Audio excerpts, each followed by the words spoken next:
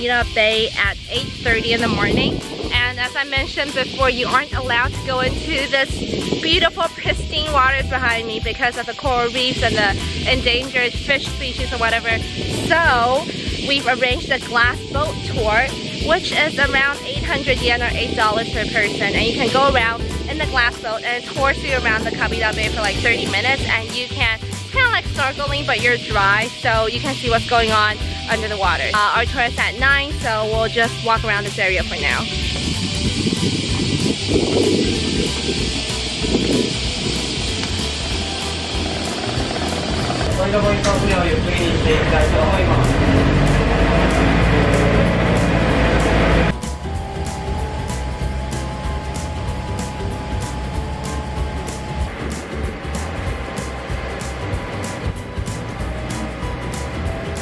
We just finished our glass boat tour and it was so amazing. It's nothing like I've ever experienced before. Like, I would say it's kind of like snorkeling because you get to see what's going on underneath the waters. But when I'm snorkeling, I'll be distracted by like the breathing in my ears, or I'll be worried if water will get into my air pipe or something. But in the glass boat, I was nice and dry, and all I had to worry about was concentrating on the beautiful scenery and like the coral reefs and, you know, Nemo. We actually found Nemo, you know, Nemo and his father. And we also saw like lots of rare coral reefs that you'll only see in Ishigakijima. And all that, like a 30 to 40 minute boat ride, all that for 820 yen. Oh my god, it is so worth it. It's so worth it.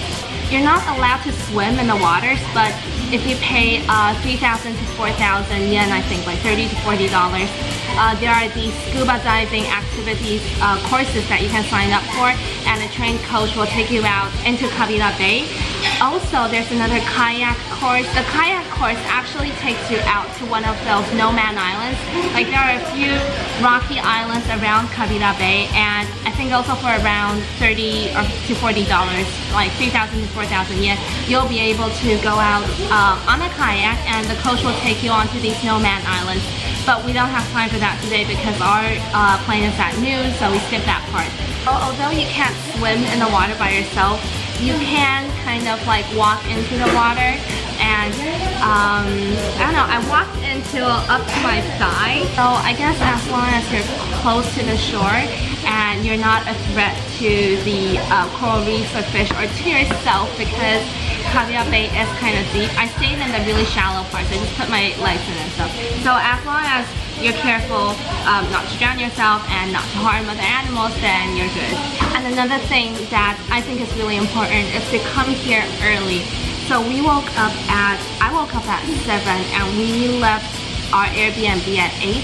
It was like a 20 to 30 minute drive away from our Airbnb and a 40 minute drive away from the airport. So I mean, I came here early because I wanted to take footage of Kabira Bay when there's no one around. And now that it's 10, we see groups and groups of tourists coming, and it kind of slightly ruins the view, if you know what I mean. So if you can, try to get here as early as possible. And right now we're at a place called Koen-Taya. It's right behind Kabira Bay. The reason why is because Yaeyama, a type of Japanese noodles, is very famous here.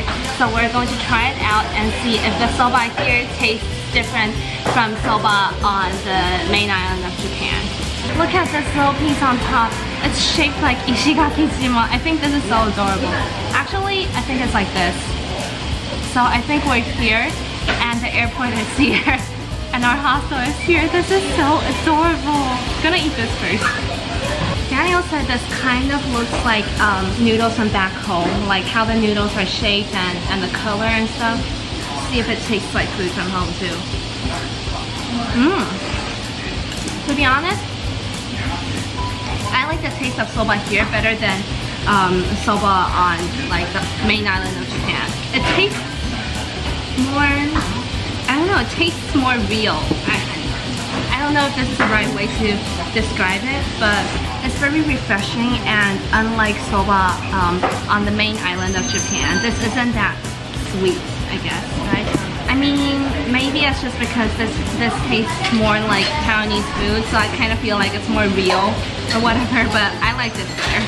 With ramen, you never drink the soup because like the oil, the calories and stuff, oh my god. But with this, I'll drink this whole thing. Finished. And this is only 600 yen, which is like $6. Not too bad, not too bad. Alright, so right now, we are leaving Ishigaki Airport and heading to Naha and staying there for another 3 to 4 days. I think Ishigaki is perfect for a one-day trip, and right now, if you can see, it's raining outside, so perfect timing for us to leave. On our way back from Kabira Bay, we passed by 2 or 3 beaches. Check those out, like Yonehara Beach and something like Shiho Beach or something, Shiraho Beach. So if you guys do come to Okinawa, I think it would be a great idea for you guys to fly over to Ishigaki for a nice 24-hour island getaway. You will definitely not regret it. So that's it for our Ishigaki one-day trip, all my favorite spots and stuff. If you like this video, don't forget to comment or like and subscribe to my channel before you go. I'll see you guys in Naha.